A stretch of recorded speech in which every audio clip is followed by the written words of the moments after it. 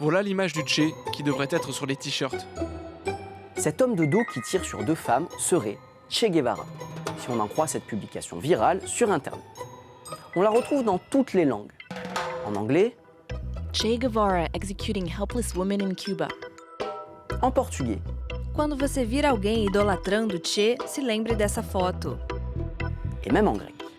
Οι άνθρωποι που τον σέβονται και τον υποστηρίζουν είναι ανόητοι. Si on fait une recherche d'images inversée, on retrouve beaucoup d'articles qui affirment qu'il s'agit de Che Guevara. Mais attention, ce n'est pas parce que beaucoup d'internautes affirment la même chose que c'est forcément la réalité. Lien après lien, on retrouve l'image dans une page datant de mars 2016. Et regardez, cette fois, pas de mention de Che Guevara. On lit les mots « théâtre guerrillero » et surtout, l'image aurait été prise en 1989, soit 22 ans après la mort de Che Guevara. On lit également que la photo aurait été prise aux États-Unis, à l'université Emory d'Atlanta. Et bien pour en avoir le cœur net, nous avons écrit aux responsables de cette université. Et regardez ce que nous avons reçu. La photo originale, sur laquelle il est écrit au dos, mars 1989.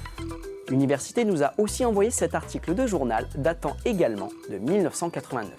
Il s'agissait d'une pièce de théâtre interprétée par des étudiants. Nous avons reconstitué des villages typiques du Salvador et du Guatemala pour rendre plus réelle cette représentation. Les manipulations sur les images d'archives, c'est quelque chose de fréquent. Par exemple, regardez cette photo. Elle est régulièrement partagée sur les réseaux sociaux et présentée comme une photo prise lors du premier voyage en automobile réalisé par la famille Benz en 1888. Cette photo, Youet Virteuch la connaît bien. Elle est une historienne spécialiste de la chasse aux fausses images historiques. I spotted that one of the boys in the photo is wearing modern sneakers, and I found out that it was a reenactment. Made 100 years later, they did it again for the show, for the photos. And it's very embarrassing because a lot of people share this photo and they say, look, this is the first time someone took a car for a long journey. And even on the Benz website, they have this photo with that story. Vous voyez, il ne faut pas toujours croire les légendes sur les photos en noir et blanc. Et d'ailleurs, Youet Virteuch a quelques conseils pour éviter les pièges des fausses images historiques. The most important thing is, what is the source? Who is telling you this? Is it just someone on Facebook?